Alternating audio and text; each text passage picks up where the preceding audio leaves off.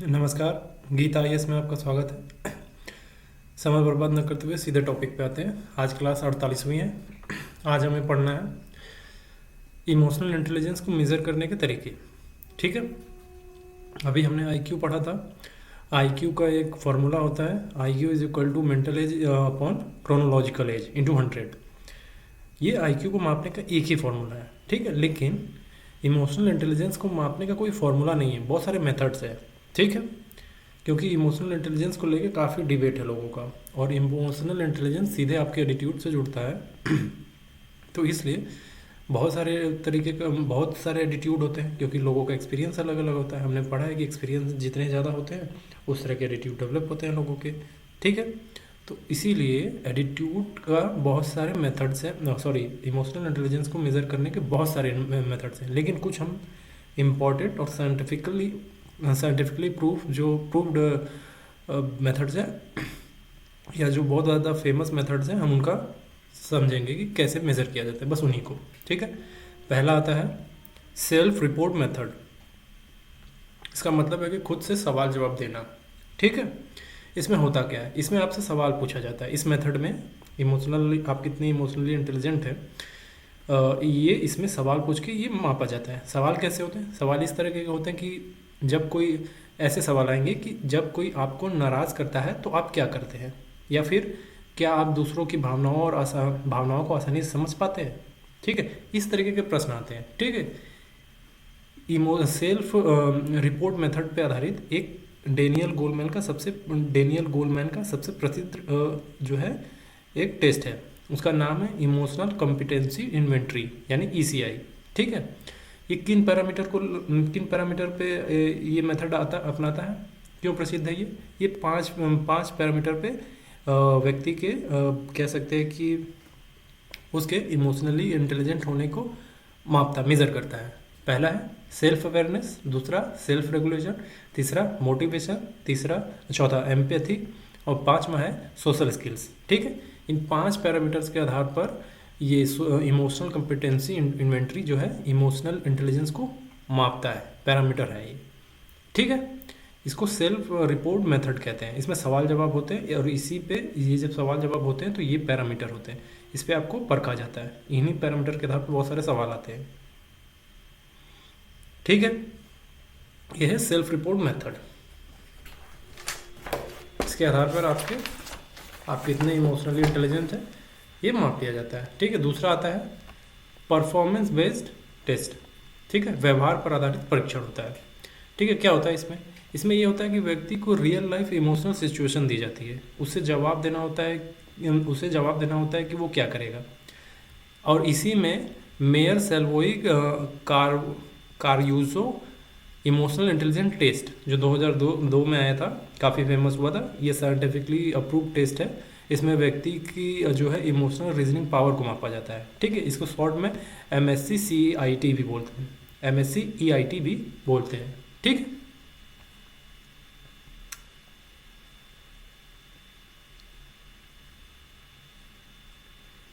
और इसमें क्या होगा कि क्या सवाल पूछे जाएंगे, तो बिल्कुल वही रियल लाइफ सिचुएशन से जुड़ा हुआ इमोशनल सिचुएशन दी जाती है आपको, रियल लाइफ इमोशनल सिचुएशन दी जाती है आपको। ठीक है, आपको जवाब देना होता है क्वेश्चन आंसर फॉर्म में।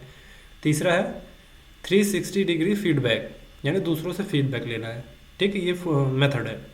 इसमें आपके दोस्तों, सहकर्मियों, बॉस या परिवार से पूछा जाता है कि ये इंसान कैसा है, अगर इसको गुस्सा आ गया तो क्या संभाल पाता है, क्या दूसरों की भावनाओं की कदर करता है, इस तरीके के सवाल पूछे जाते हैं। ठीक है, वो क्वेश्चन बेस्ड नहीं होते, वो आपके बॉस से, आपके दोस्त से, आपके सहकर्मी से एक तरीके से सर्वे बेस्ड होता है। ठीक है, जा जाके देखते हैं ये, जब किसी की एक पर्टिकुलर एरिया में किसी तरह का व्यक्ति कैसे, या तो फिर सर्वे भी करना होगा तो एक पेपर बनाया होगा, सबको दे दिया गया होगा इस व्यक्ति के बारे में, जो नीचे उसको सही टिक करिए, बताइए किस तरीके का व्यक्ति है, तो वो फीडबैक देते हैं। ठीक है, इसी को कहते हैं 360 डिग्री फीडबैक, ये मेथड है। तो इमोशनल इंटेलिजेंस को मेज़र करने का 3 मेन मेथड है, self report method, performance based method, और 360 फीडबैक मेथड। ठीक है, इसमें इमोशनल इंटेलिजेंस में आईक्यू की तरह कोई एक फार्मूला नहीं होता है कि एक आईक्यू को मापने के लिए जैसे एक फार्मूला बना हुआ है, तो इमोशनल इंटेलिजेंस को मेज़र करने के लिए भी कोई फार्मूला बना हो। ठीक है, इसमें मेथड्स है कई सारे। अब हमको ये समझना है कि इमोशनल इंटेलिजेंस की आलोचना है क्या है। इमोशनल इंटेलिजेंस की आलोचनाएं भी होती हैं। ठीक है, उसमें पहले आते हैं जॉन लॉक। तो जॉन लॉक का कहना है कि भावनाएं और बुद्धि अलग अलग चीज़ें हैं। इमोशंस अलग है, इंटेलिजेंस अलग है, ये दोनों अलग है। ठीक है, लॉक के हिसाब से जो भावनात्मक क्षमता को बुद्धिमत्ता की श्रेणी में नहीं रखा जाना चाहिए। लॉक के हिसाब से जो इमोशनल कैपेसिटी होती है, इमोशनल जिसको इंटेलिजेंस भी बोलते हैं, उसको इंटेलिजेंस की श्रेणी में नहीं रखना चाहिए। ठीक है, अब इनके एग्जाम्पल देकर इन्होंने बताया कि अगर क्यों ऐसा करना चाहिए, क्यों अलग अलग रखना चाहिए। एग्जाम्पल के लिए उन्होंने बोला कि अगर कोई गुस्से में आकर सही फैसला नहीं ले पाता है तो वो बुद्धिमत्ता के बजाय भावनात्मक कमजोरी दिखाता है। मतलब वो इमोशनली इंटेलिजेंट तो नहीं है, वो इमोशनली वीक है। आप कहते हैं कि इमोशनली कहते हैं कि अगर गुस्से में आकर सही फैसला नहीं ले पाए, अगर गुस्से में आकर कोई डिसीजन लेता है लेकिन वो सही नहीं होता है, ठीक है, तो उसे भावनात्मक कमजोरी कहा जाना चाहिए। इसीलिए इमोशंस और इंटेलिजेंस को अलग अलग रखो। ठीक है, अब इनके बोलने का जो इन्होंने बोला जॉन लॉक ने कि भावनाएं और बुद्धिमत्ता को अलग अलग रखना चाहिए, तो इसका विश्लेषण क्या है, इसका एनालिसिस क्या है। इसका मतलब है कि यहाँ हमें समझना होगा कि बुद्धिमत्ता सिर्फ तर्क वितर्क और समस्या समाधान नहीं है। ठीक है, बुद्धिमत्ता इंटेलिजेंस, बल्कि भावनाओं को समझना भी ज़रूरी हो सकता है। ठीक है, इसलिए ईक्यू को पूरी तरीके से अस्वीकार करना सही नहीं है, लेकिन इसे आईक्यू का विकल्प भी नहीं माना जाना चाहिए। ये जॉन लॉक का कहना है, ये एनालिसिस कर रहे थे वो कि ठीक है, ईक्यू को पूरी तरीके से अलग नहीं करेंगे, लेकिन हम इसको जो है एक विकल्प नहीं मान सकते इंटेलिजेंस के, कि ये विकल्प ही हो जाएगा।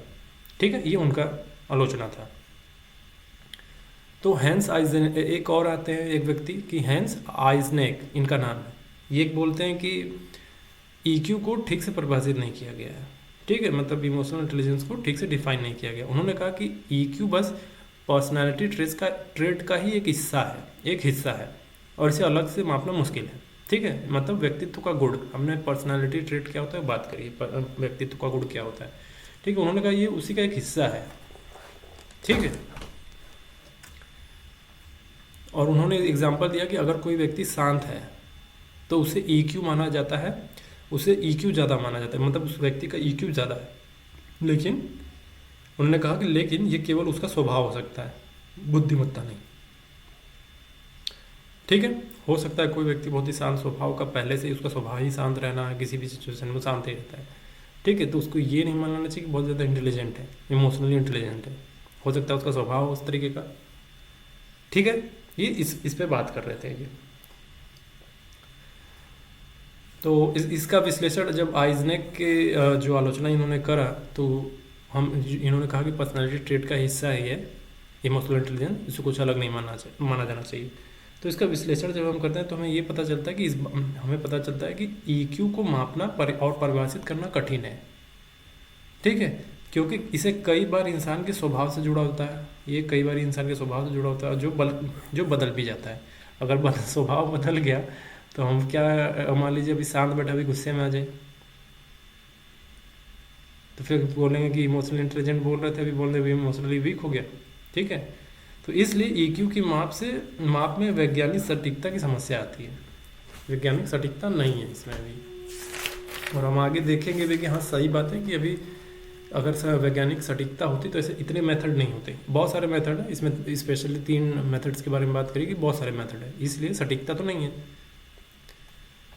अब तीसरे आके आलोचना ये करते हैं कि रॉबर्ट थॉर्नडाइक, ये आके बोलते हैं कि इन्होंने सोशल इंटेलिजेंस का विचार दिया। मतलब इमोशनल इंटेलिजेंस अलग है, आईक्यू अलग है, इमोशनल इंटेलिजेंस अलग से सोशल इंटेलिजेंस एक अलग विचार दे दिया इन्होंने कि सोशल इंटेलिजेंस भी एक चीज़ होती है। उनका कहना था कि लोग दूसरों की भावनाओं को समझते हैं, वही सामाजिक रूप से बुद्धिमान होते हैं, मतलब सोशली इंटेलिजेंट होते हैं। लेकिन ये इमोशनली इंटेलिजेंस से अलग है, इमोशनल इंटेलिजेंस से अलग है ये बिल्कुल, यानी इमोशनल क्वोशेंट से अलग है। तो वो सोचते हैं कि ईक्यू के बजाय सामाजिक बुद्धि पर ध्यान देना चाहिए। इनका रॉबर्ट थॉर्नडाइक का कहना था कि जो सोशली इंटेलिजेंट है उन पे ध्यान देना चाहिए, ठीक है। और एग्जाम्पल के लिए उन्होंने कहा कि एक नेता जो जनता की भावनाओं को समझकर काम करता है वो ज़्यादा सोशल इंटेलिजेंट वाला होता है, सोशली इंटेलिजेंट होता है, जो ईक्यू से ज़्यादा गहरा होता है। इन्होंने आलोचना करी, आलोचना करने का तरीका क्या है कि ईक्यू जैसे कुछ अलग है, ईक्यू अलग है, आईक्यू अलग है। अभी जो मैं बोल रहा हूँ, जो सोशल इंटेलिजेंस का विचार दिया वो अलग है। उन्होंने अलग से एक विचार ही दे दिया और ये बोल दिया कि ईक्यू से भी ज़्यादा गहरा सोशल इंटेलिजेंस है, ईक्यू तो कुछ है ही नहीं, ठीक है। इनका ही आलोचना था। तो अगर हम इनका विश्लेषण करें, इनके आलोचना का, तो ये विचार ये पता चलेगा कि हमें ईक्यू और सामाजिक कौशल के बीच अंतर समझ, मतलब इनका जो विचार था, यह विचार हमें जो है इमोशनल इंटेलिजेंट और सोशल स्किल के बीच अंतर समझाता है, ठीक है। और इमोशनली इंटेलिजेंट ईक्यू भावनाओं को पहचानने और नियंत्रित करने की क्षमता है। यही हम कब से बोल रहे थे कि दूसरों की भावनाओं को समझना एक इमोशनली इंटेलिजेंट व्यक्ति की निशानी होती है। तो यही बोल रहे हैं कि ईक्यू भावनाओं को पहचानने और नियंत्रित करने की क्षमता है, जबकि सोशल इंटेलिजेंस में दूसरों के व्यवहार को समझना और उसका सही प्रतिक्रिया देना शामिल है। रिएक्शन आप कैसे देते हैं, इमोशनली इंटेलिजेंट में तो आप ऑब्जर्व करते हैं ना, इसमें रिएक्शन देते हैं, ठीक है। दोनों जुड़े हैं लेकिन समान नहीं है, इनका ये कहना था। दोनों एक दूसरे से लिंक है लेकिन दोनों समान नहीं है, ठीक है। 1 रुपए का सिक्का जैसे हेड टेल है, तो वो कह रहे हैं कि सिक्का एक ही है लेकिन दोनों अलग अलग हैं, एक इस तरफ है, एक इस तरफ है, इस तरीके की कुछ बात कर रहे थे वो, ठीक है। चौथी बात ये है, चौथे में बहुत सारे और आते हैं, रॉबर्ट स्टेनबर्ग, मेयर, सैलवोई एक साथ ये बोल रहे हैं कि जो पर्सनैलिटी ट्रेट सोशल स्किल होता है ना, बस ईक्यू उसी का विस्तार है, इसमें बस नया नाम देने की कोशिश करी गई है। ये इनका ये आलोचना था कि पर्सनैलिटी सोशल स्किल का ही विस्तार ईक्यू है, बस उसी को नया नाम देने का प्रयास किया गया है, ठीक है। ये पहले से ही मौजूद था। मतलब उनका तर्क था कि ईक्यू की कोई जो है मजबूत साइंटिफिक बेस है नहीं कुछ, ये इनका आलोचना था। अब इनकी आलोचना का हम विश्लेषण करेंगे तो हमें ये मिलेगा कि ईक्यू को ज़्यादा वैज्ञानिक आधार देने की ज़रूरत है, उसके पास साइंटिफिक बेस नहीं है। यह बात सही भी है कि ईक्यू अभी पूरी तरह से वैज्ञानिक रूप से प्रमाणित नहीं हुआ है, इसलिए इसे समझने और मापने के लिए और शोध की आवश्यकता है, रिसर्च करने की ज़रूरत है इस पर, और रिसर्च हो भी रहे, ठीक है। तो ये सारी चीज़ें आलोचना थी इनकी, जॉन लॉक की, हैंस आइजनेक की, रॉबर्ट थॉर्नडाइक की और अदर, जो रॉबर्ट स्टेनबर्ग, मेयर, सैलवोई है, इनकी आलोचना और इनकी आलोचना का विश्लेषण हमने किया और अपनी जगह पे उन्होंने अपने तरीके से ठीक ही किया है। लेकिन ये डिबेट है, अब हम किसी और निष्कर्ष पर तो नहीं निकलेंगे कि मूल अर्थ है क्या। मूल अर्थ यही है कि अब इस पे डिबेट है, इमोशनल इंटेलिजेंस पे डिबेट है कि ये इंटेलिजेंस का पार्ट है या नहीं है, ठीक है। यही डिबेट है। और हमको ये समझना है कि इमोशनली इंटेलिजेंस का जो क्रिटिसिज्म हुआ है उसका प्रैक्टिकल यूज़ कहाँ है। जैसे जॉन लॉक ने अपना उसका आलोचना करा, तो उसका एक प्रैक्टिकल यूज़ है उसका। जैसे असल ज़िंदगी में कामयाब लोग जो होते हैं वो आईक्यू और ईक्यू के बीच सही संतुलन तय करते हैं, संतुलन बनाने की कोशिश करते हैं। उदाहरण के लिए एक डॉक्टर को मेडिकल ज्ञान तो चाहिए ही, लेकिन मरीज़ की भावनाओं को समझकर उसे बात करना भी ज़रूरी होता है, ठीक है, ताकि मरीज़ भरोसा करे और इलाज सही से चले, ठीक है। इसलिए ईक्यू और आईक्यू अलग है लेकिन दोनों ज़रूरी है, यही बोल रहे थे जॉन लॉक। तो उसका प्रैक्टिकल यूज़ है ना यहाँ पे कि मेडिकल ज्ञान में जो आईक्यू चाहिए होता है और मरीजों को भावनाओं को समझने के लिए ईक्यू चाहिए होता है, ठीक है। तो दोनों अलग हैं लेकिन दोनों ज़रूरी है, ये जॉन लॉक का कहना था। आइजनेक की आलोचना क्या थी कि ईक्यू क्या है, पर्सनैलिटी ट्रेट ही है, ठीक है, पर्सनैलिटी ट्रेट का ही हिस्सा है। तो प्रैक्टिकल यूज़ क्या है कि ईक्यू का कुछ हिस्सा जो है व्यक्तित्व से जुड़ा होता है, लेकिन इसे सुधार और बढ़ाया जा सकता है। उदाहरण के लिए एक शांतिप्रिय व्यक्ति जैसे इंट्रोवर्ट भी मेहनत करके अपनी भावनाओं को बेहतर समझ सकता है और दूसरों से बेहतर तालमेल बिठा सकता है।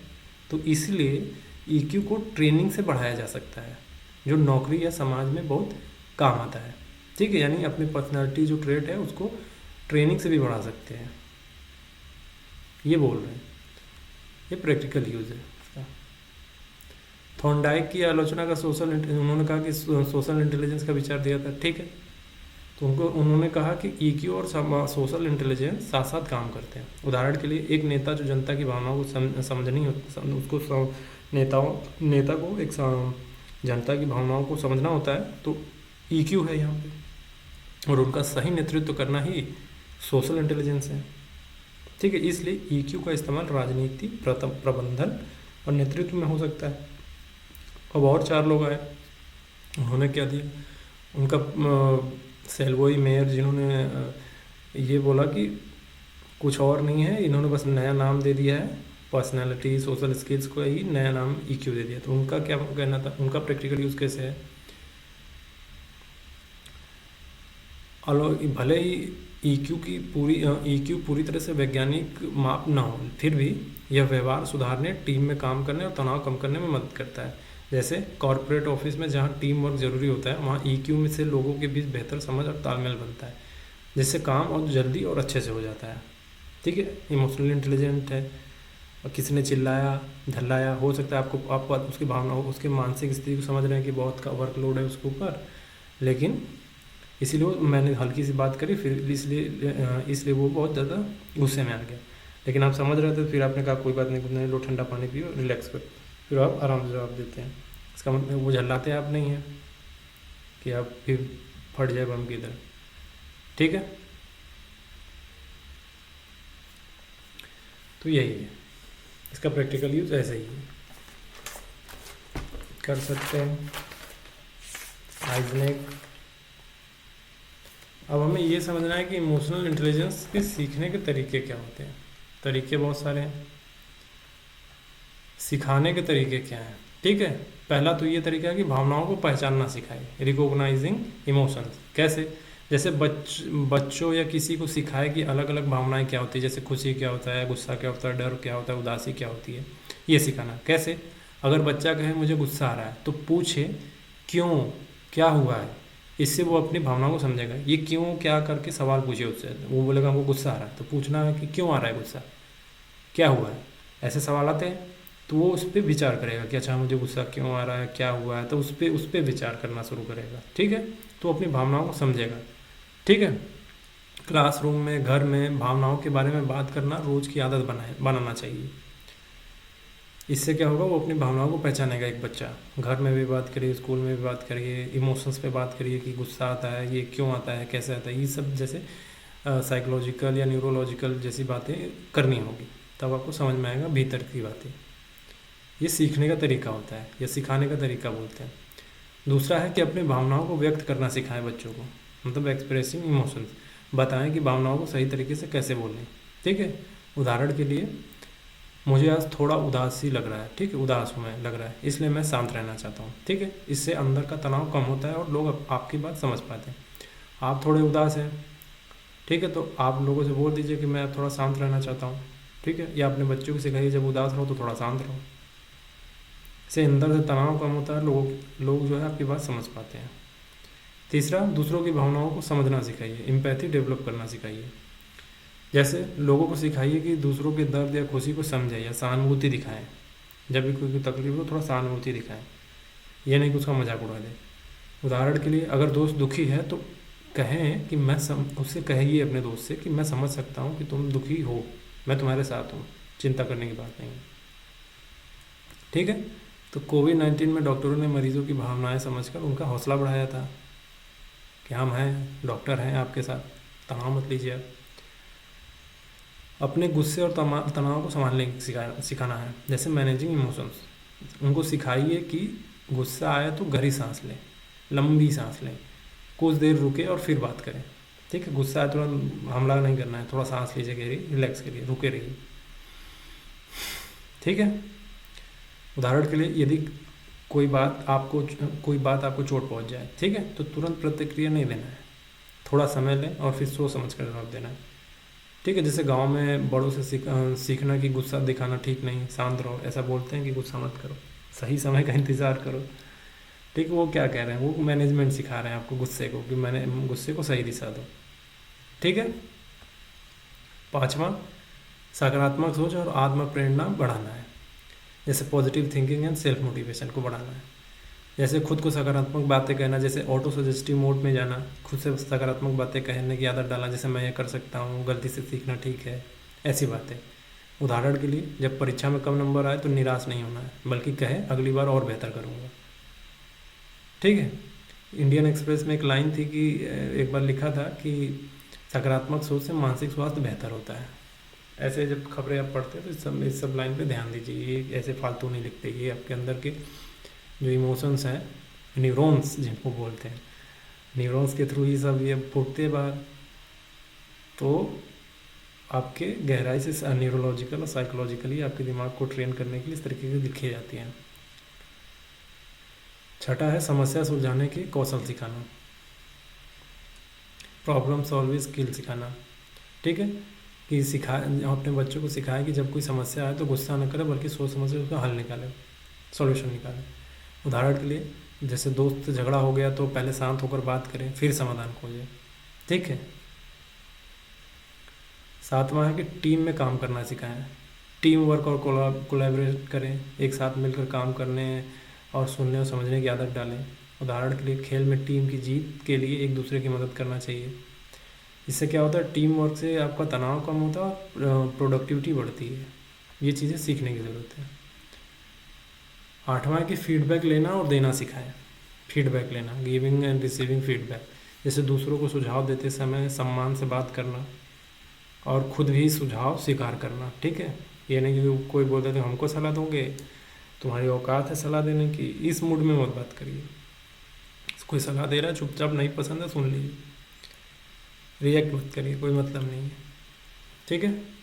उदाहरण के लिए, तुम्हारी यह बात अच्छी लगी, ऐसे कोई बोलता है ना कि तुम्हारी बात ये अच्छा लगी, लेकिन अगली बार इसे ऐसे करो तो बेहतर होगा। तुमने बोला जो है, बोलने का तुम्हारा इंटेंशन सब ठीक था, लेकिन तुम इस तरीके से बात करो तो ठीक रहेगा।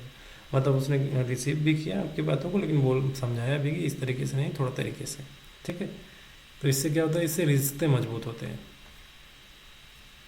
ठीक है, ये था इमोशनल इंटेलिजेंस। आज के लिए इतना ही रहेगा, अगली क्लास में हम बात करेंगे कॉग्निटिव लर्निंग क्या है। ठीक है, thanks for watching Geeta IAS. PDF और लिंक आपको नंबर सर व्हाट्सएप लिंक मिल जाएगा। Thank you.